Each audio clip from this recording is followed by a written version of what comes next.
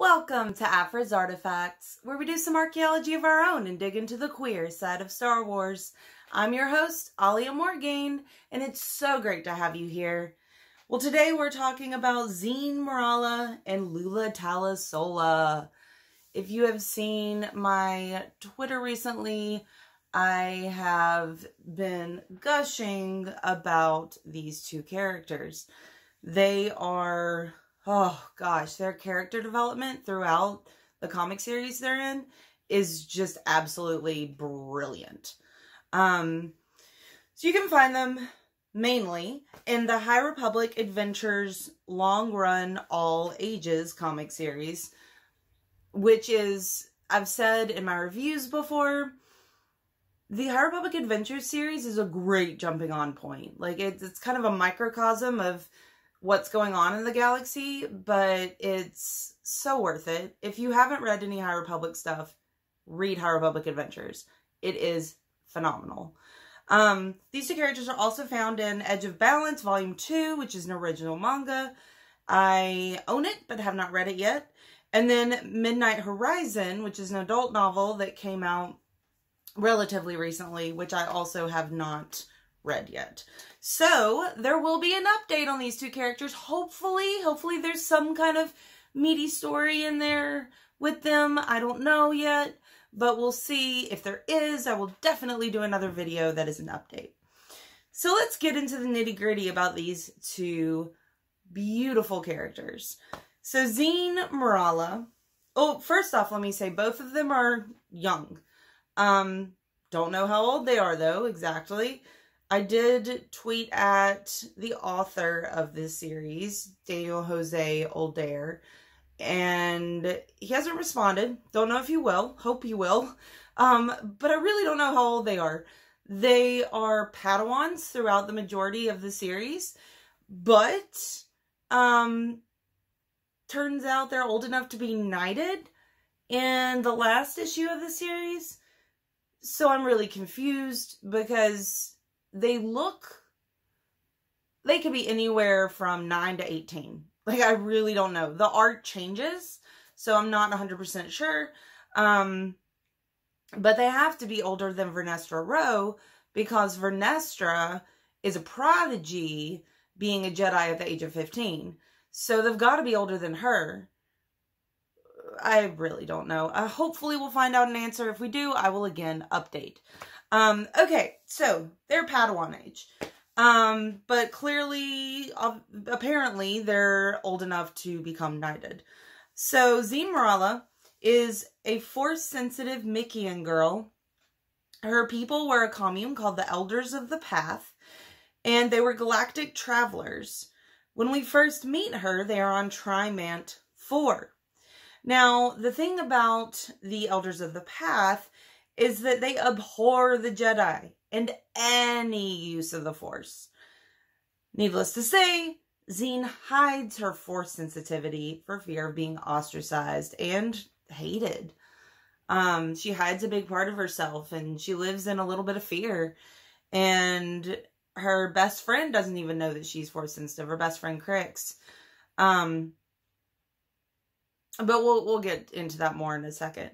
Then Lula Talisola is a Padawan, and she is a human girl, and her master is Kantam Sai. So Lula's a Jedi, Zeen is Force sensitive. And the Jedi end up taking Zeen in, but never allow her to be trained as a Jedi because she's too old. She's so good.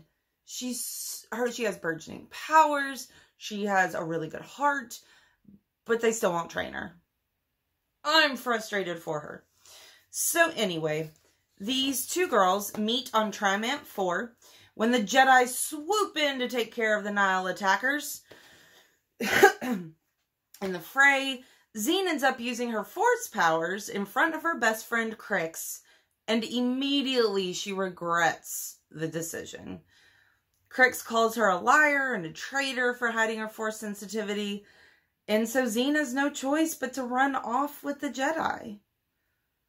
Crix runs off with the Nihil. So oh my gosh, poor Zeen. Her best friend has gone to the evil people, has decided to join up with some of the most evil people we have seen yet in Star Wars, the Nile. So Crix quickly rises through the Nile ranks. He becomes the main foe of the series. And Zeen is dealing with a lot of different emotions over losing her best friend to the allure of evil.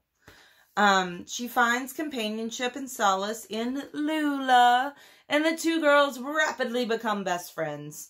And so let's fast forward to issue number 12, where we start to see that maybe there's a little more than friendship going on.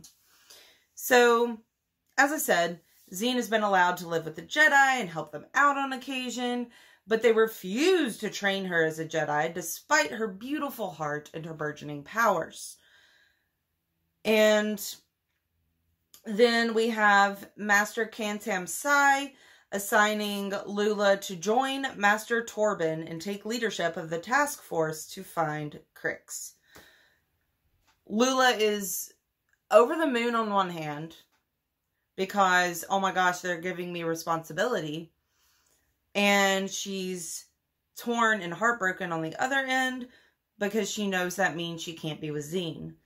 So her thought response is, I've worked my whole life for this, but all I can think about is my best friend Zeen. And then Zeen, thinking about the situation as well, thinks that this is all Lula's ever wanted, to spend her life being the greatest Jedi ever. But all I can think about is how that life won't have any room for me in it. Oh my gosh, my heart. Oh, that broke me.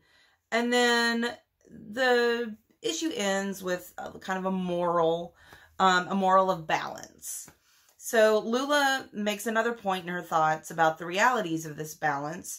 She says, if we hold too tight, everything falls apart.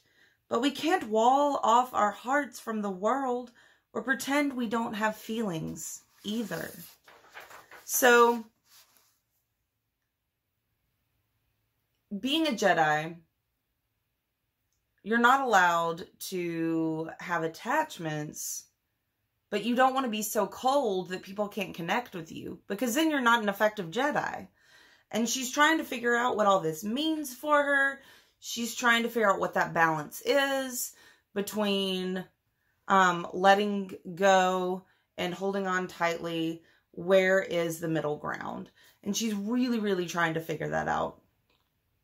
So then we get issue number 13, where everything comes full circle. We find out that both Zeen and Lula truly have romantic feelings for each other, and it is the sweetest, most wonderful thing I've ever read.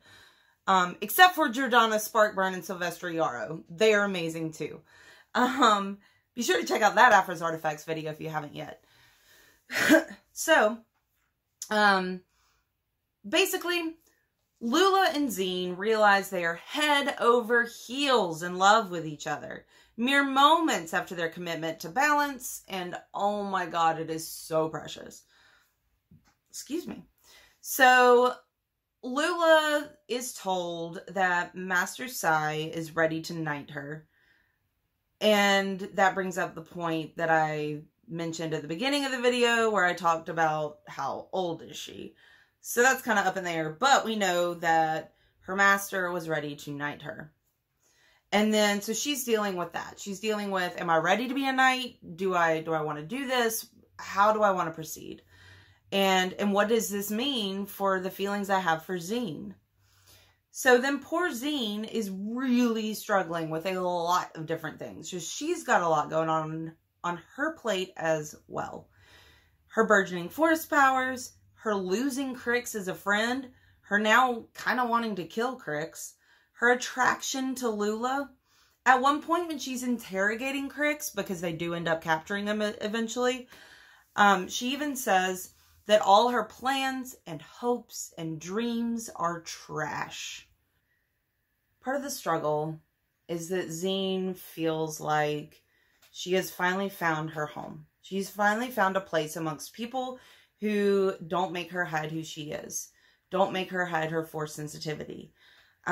She says about the Jedi, I've found people who love me for who I am, and not for some version of myself that had to be lesser to make them comfortable. So even though they won't train her, she still feels a commitment and a love for the Jedi because they have accepted a large part of who she is. And then we get to a fairly long thought sequence from Lula that really kind of delves into what she's going through. It says, that day on Trimant, when you saved my life, I already knew everything was about to change forever. The attack on the Republic Fair was the first time we were separated since we met. I was terrified for you. Terrified I'd lose you. We met someone that day, Ty Yorick, who had walked away from the Jedi Order. It seemed inconceivable to me. But all that, losing you, finding you, meeting Ty, it planted a seed in me. It's been growing ever since. One thing I've learned this year, from the Masters, from Ferzala and Court, from you, we can't hide from our feelings or pretend they don't exist, even when they seem to go against everything we were trained or believe about the galaxy. Facing how I feel isn't the end. It's the beginning. I can't deal with anything until I face it. We've faced everything else together, Zeen. We can face this together too. I know we can. Of course, that means I have to tell you how I feel instead of just thinking about it. And that's scary. Oh my goodness.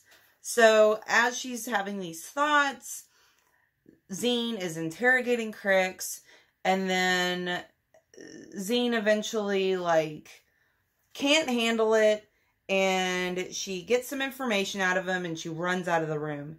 And she runs into a huge hug with Lula, and she just falls into Lula's arms.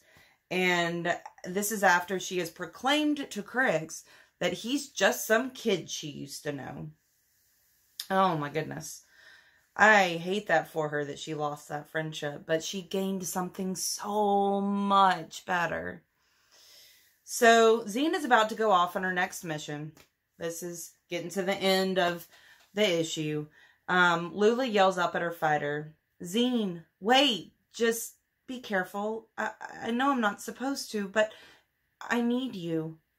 Zeen replies, I need you too. And immediately they have a super intimate moment. They've just revealed their feelings for each other. And it is the sweetest, most heartwarming, beautiful panel of them together. And, oh, I want them to run away from the Jedi Order. I want them to go off and start their own life with each other. And oh my gosh, I would love that story. I would love a story of two Force-sensitive people who fell in love and don't want to live by the dogmatic doctrine of the Jedi. And so they go off and do their own thing and are still good people. Just because they don't want to follow bizarre rules doesn't mean that they can't do good in the world. And, oh, I just hope they run away from the Jedi Order.